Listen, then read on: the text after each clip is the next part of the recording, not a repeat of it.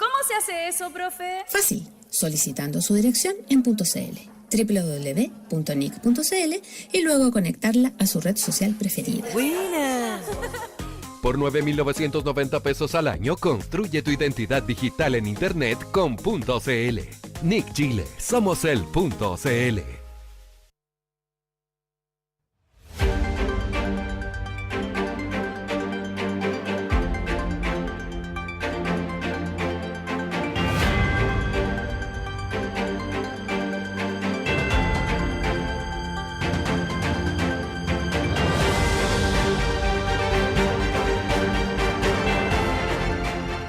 Regresamos a esta primera edición de Radio Análisis. Son exactamente las 9 de la mañana con 37 minutos en este día viernes 15 de noviembre del año 2024. Vamos a pasar a hablar de un tema muy importante porque esta semana se constituyó el Consejo Asesor para la elaboración de una estrategia de desarrollo de la educación superior chilena, una instancia que se enmarca en la agenda de modernización de la educación superior de nuestro país para un desarrollo humano y productivo sostenible y que cuenta con la presidencia del académico del Departamento de Ingeniería Industrial y director del Centro de Sistemas Públicos de la Facultad de Ciencias Físicas y Matemáticas de la Universidad de Chile, el profesor Pablo González, a quien tenemos a esta hora en estudio. ¿Cómo le va, profesor? Buenos días, gracias por estar con nosotros. Buenos días, Claudio. Gracias. Sí, le voy a acercar acá el micrófono para que... Dale. Ahí. Sí. Ahora sí, para que nos podamos escuchar todos muy, pero muy bien. Profesor, bueno, como comentaba, esta semana entonces se realiza la primera cita de este Consejo Asesor de la Estrategia de Desarrollo para la Educación Chilena. Para aquellas y aquellos que nos están escuchando y viendo a esta hora y que no están muy enterados de esta instancia, ¿en qué consiste, cómo surge la idea de convocar a este Consejo y cuáles son sus principales objetivos? Bueno, surge de la convicción que es necesario salir de la coyuntura y mirar el largo plazo, entender cuál es el sistema de educación superior que Chile necesita, sobre todo para responder a los desafíos del presente y los del futuro. Hay varias tendencias que son importantes, que es importante considerar.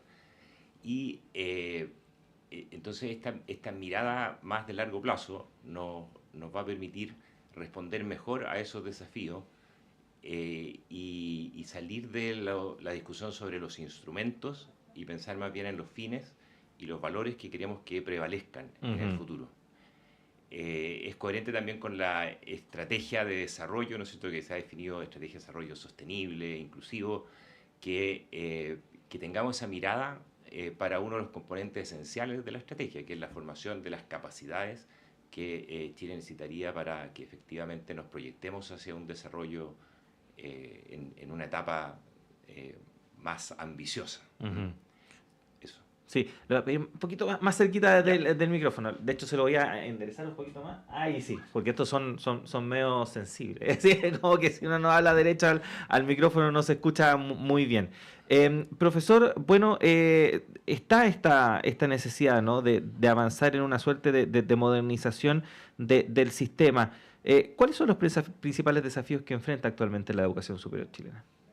A ver, yo creo que lo primero que tenemos que hacer como consejo es ponernos de acuerdo en el diagnóstico. O sea, realmente ser bien amplios, comprensivos en la mirada, ¿no es cierto?, y entender bien qué es lo que está pasando y cuáles son los desafíos que tenemos, porque hay muchos, ¿no es cierto? Hay un tema grande con el financiamiento, ¿no es cierto? En este momento Chile es uno de los países que más gasta en el mundo en educación superior. Superamos a Estados Unidos, que es el país líder en esta materia, sin tener los resultados obviamente que ellos tienen. Entonces, como porcentaje del PIB estamos invirtiendo mucho y sin embargo no estamos teniendo los resultados deseados que correspondan con ese esfuerzo.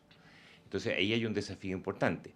Hay desafío a nivel regional, por ejemplo, queremos que las regiones conduzcan su desarrollo, se ha hecho un esfuerzo de descentralización, se están eligiendo los gobernadores regionales que están conduciendo estrategias, y yo revisé toda la estrategia de desarrollo que están vigentes, ¿no es cierto?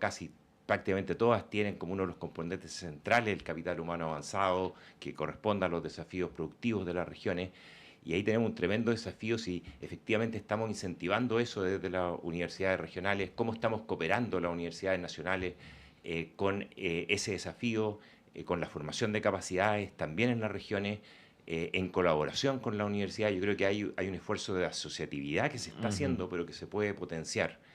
Hay también un desafío de educación durante toda la vida, ¿no es cierto? Porque los cambios que se están produciendo son muy rápidos, entonces es necesario también tener la capacidad de responder a esos desafíos. Hay temas de inclusión en el acceso, las personas, todavía hay muchas diferencias en los resultados que obtienen en el mercado laboral las personas que tienen formación superior respecto a las que tienen educación secundaria. Muchas veces hablamos de la desigualdad en Chile, ¿no es cierto?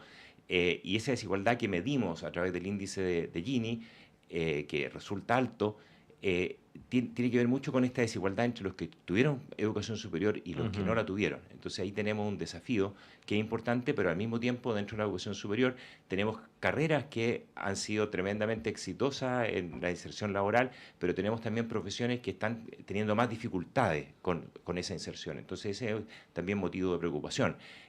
Ese probablemente es lo que refleja la situación de morosidad con el CAE, ¿no es cierto? Que están efectivamente algunos profesionales teniendo problemas para insertarse adecuadamente en el mercado laboral y pagar sus deudas. Entonces, ese también es un tema que tenemos que hacernos cargo. Entonces, queremos recoger esos múltiples desafíos, queremos también saber qué es lo que están haciendo otros países, porque este no es un problema exclusivo de Chile, son desafíos que enfrenta el mundo. Entonces, queremos saber cómo lo están enfrentando otros países y tenemos una lista ahí de experiencias que nos interesa mucho conocer, que están logrando resultados tremendamente exitosos. Por ejemplo, hay cambios importantes en las universidades que están produciendo más en investigación en el mundo. Está subiendo las universidades asiáticas, particularmente China, Corea del Sur, Singapur. Eso nos interesa saber qué están haciendo, cómo lo están haciendo. Están teniendo esa visión estratégica ellos desde hace mucho tiempo. Entonces, queremos aprender de eso y tratar de avanzar en el mismo sentido.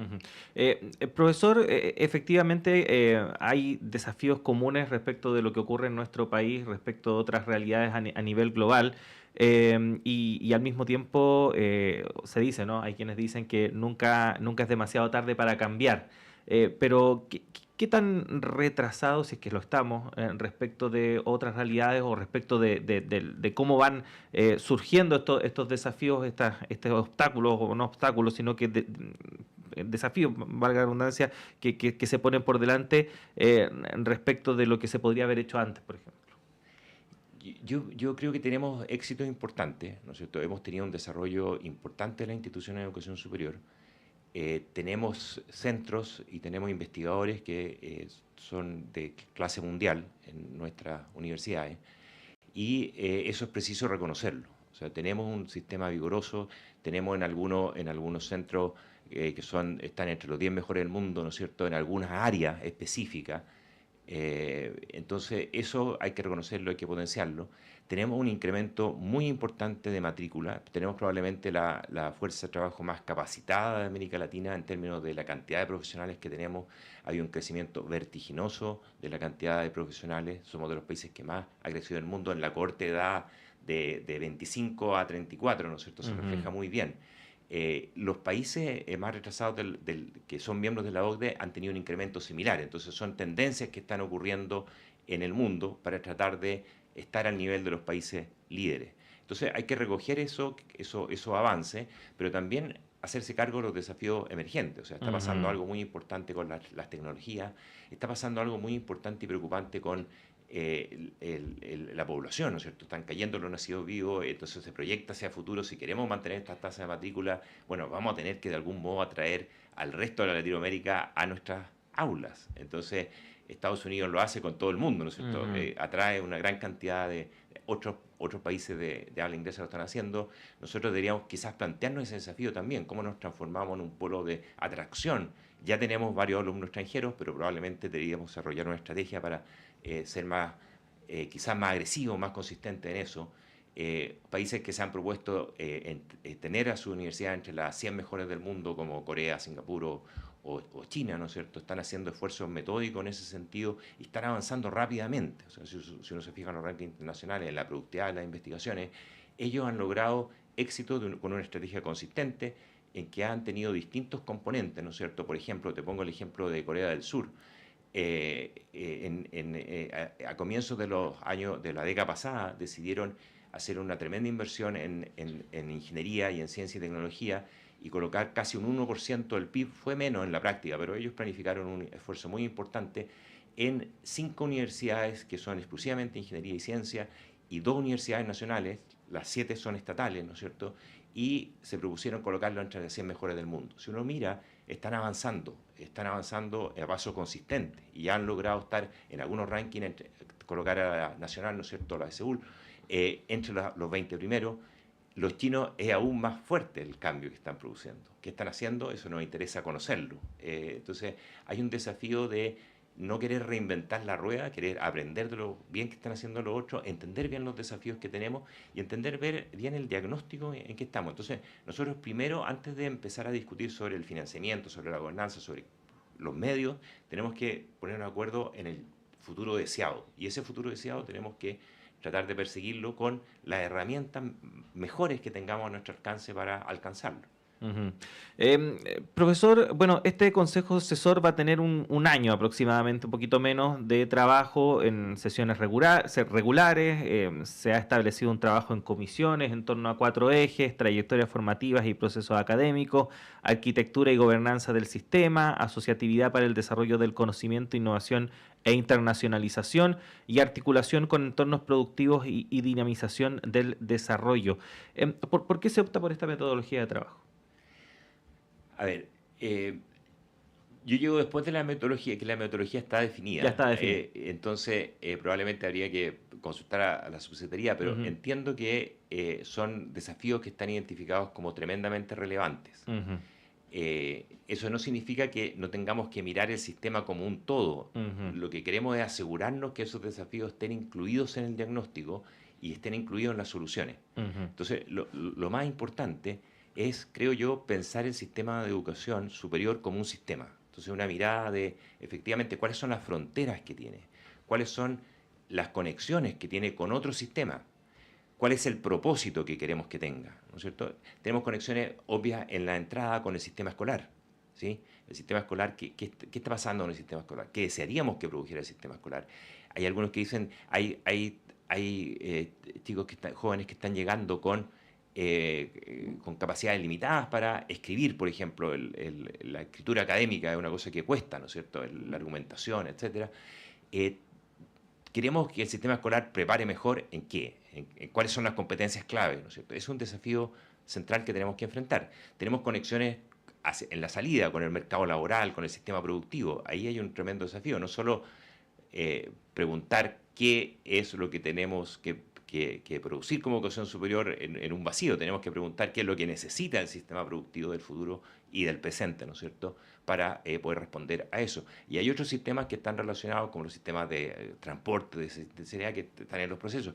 Hay uno que es clave, ¿no es cierto?, y que no podemos casi trazar la frontera, que es investigación, ciencia y tecnología. Ese es un sistema en que participa la educación superior, en que quisiéramos que participara más la empresa privada, ¿no es cierto? Los países líderes nosotros tenemos menos de 0.4% del PIB en inversión en investigación y desarrollo. Los países líderes tienen más de 2%, y gran parte de esa inversión es privada. Entonces, tenemos que movernos hacia allá, tenemos que incentivar que el sector privado, para que incorpore mayor valor agregado, tiene que incorporar más investigación, pero investigación aplicada, investigación que haga diferencia. Y ahí tenemos buenos ejemplos, ¿no es cierto?, de investigaciones que se han hecho, que han incluso ganado premios internacionales, que han significado saltos en productividad importantes, y ese es uno de los desafíos grandes. ¿Cómo contribuimos al salto de productividad, a romper el estancamiento que estamos hace más de una década, ¿no es cierto? Ese es uno de los grandes desafíos, yo creo, que tenemos. Entonces, sobre todo no perder la visión de conjunto. Está bien ver los árboles, pero hay que mirar el bosque completo, el sistema completo, y hacerlo funcionar como sistema. Entonces, una vez que tengamos eso claro, tenemos que discutir cuáles son los medios para alcanzarlo. No poner la carreta ante los bueyes, ¿no es cierto? Entonces, financiamiento, gobernanza, articulación son medios para fines, y lo que tenemos que discutir primero son los fines. Ujú. Estamos conversando con el académico del Departamento de Ingeniería Industrial y director del Centro de Sistemas Públicos de la Facultad de Ciencias Físicas y Matemáticas de la Universidad de Chile, Pablo González, quien ahora asume también el rol de presidente del Consejo Asesor de la Estrategia de Desarrollo para la Educación Superior. Por último, profesor, nos quedan un par de minutos. Lo quería llevar a un tema que quizás es más de la discusión política, ¿no? Pero que detrás de eso hay quizás el fondo, ¿no? De todo el tema, porque hay al momento de discutir sobre educación superior o de plantear políticas o alternativas respecto de lo que existe actualmente en el sistema, hay voces críticas y contrarias que señalan que la educación superior no debiese ser el foco prioritario, sino que, por ejemplo, la educación preescolar, la educación escolar, la base en el fondo, partir por ahí y posteriormente revisar el tema de la educación superior. Pero más allá de lo que podría ser de que efectivamente se puede mascar y masticar chicle, o sea, caminar y masticar chicle ahí sí al mismo tiempo, le quería preguntar respecto de la importancia de discutir estos temas en nuestro país, en el Chile de hoy, pensando también para el Chile del futuro. Yo creo que es de fundamental importancia generar estrategias. No me cabe duda que en el ámbito preescolar y escolar, ¿no es cierto?, tiene que haber una estrategia y probablemente hay que actualizar una estrategia. A mí me tocó participar en el Consejo de Infancia en la década de los 2000, en el Consejo de Educación, y se llegó a acuerdo en una estrategia de país sobre el sistema escolar, sobre el sistema. Yo creo que eso hay que revisarlo también. Entonces, totalmente de acuerdo en que hay que tener mirada estratégica, porque si no, el futuro va a llegar y no sabemos qué futuro nos va a llegar. Tampoco por el hecho de generar una estrategia vamos necesariamente a acertar con el futuro que llega, ¿no? Pero por lo menos vamos a generar alguna línea, vamos a tratar de tener ciertos valores, ¿no es cierto?, ciertos principios que también son importantes, no solo los resultados son importantes. Y yo creo que hay una larga tradición del país en generar estos consensos. Entonces, esta idea de recuperar una política de Estado, más que una política contingente, es lo único que nos va a permitir dar un salto en el desarrollo. Entonces, aquí es interesante recuperar que, por ejemplo, el año 90 se generó se llamó un consejo o comisión de estudio del sistema de educación superior que generó importantes recomendaciones. Y en ese momento el ministro de Educación, Ricardo Lago, dijo, el sistema escolar nos interesa a todos. Entonces, en general, el sistema de educación nos interesa a todos. Y por lo tanto, todos debiéramos poder participar en estas definiciones, ¿no es cierto? Yo lo veo como ahora una de las misiones que nosotros tenemos, tratar de recoger lo que la gente, lo que los distintos grupos, ¿no es cierto?, imaginan de ese Chile futuro. Y Lagos también dijo, esto es central para el desarrollo que queremos, para la inserción productiva del mundo, en el mundo. En ese momento teníamos 220.000 estudiantes, ahora tenemos casi 1.400.000.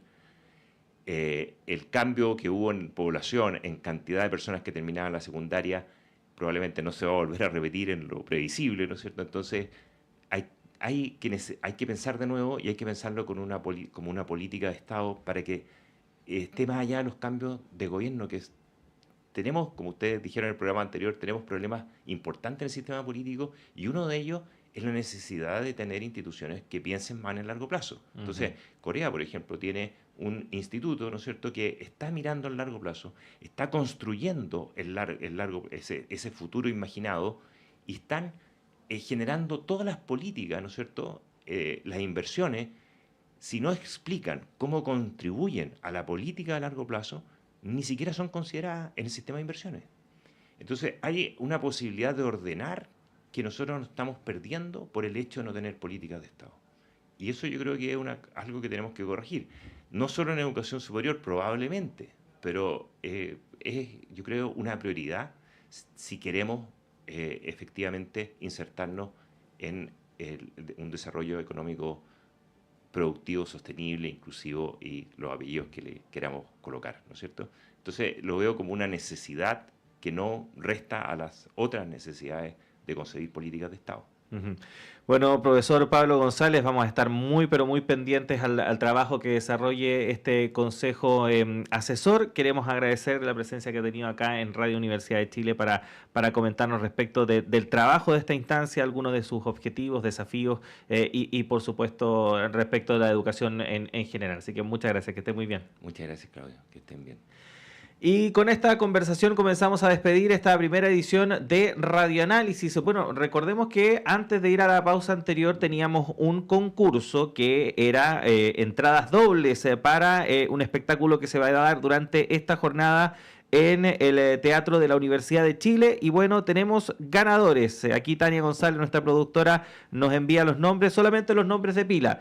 Alexis Lorena Nardis, o Nardis, no sé cómo se pronuncia ese nombre, y Paulina. Ellas son los ganadores. Imagino que ya Tania se ha comunicado con ustedes por interno, así que si los menciono, ya saben que ganaron una de estas una de estas entradas dobles para el concierto que se va a llevar a cabo entonces, número 17 de la Orquesta Sinfónica Nacional, este fin de semana ahí en el Teatro Universidad de Chile. Gracias por habernos acompañado esta jornada. Siga junto a nosotros porque ya llega Antonella Esteves y Semáforo a todas las plataformas de Radio Universidad de Chile.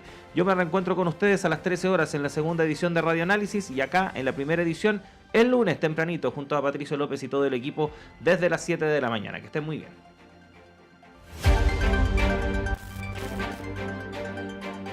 El Departamento de Prensa de Radio Universidad de Chile presentó primera edición de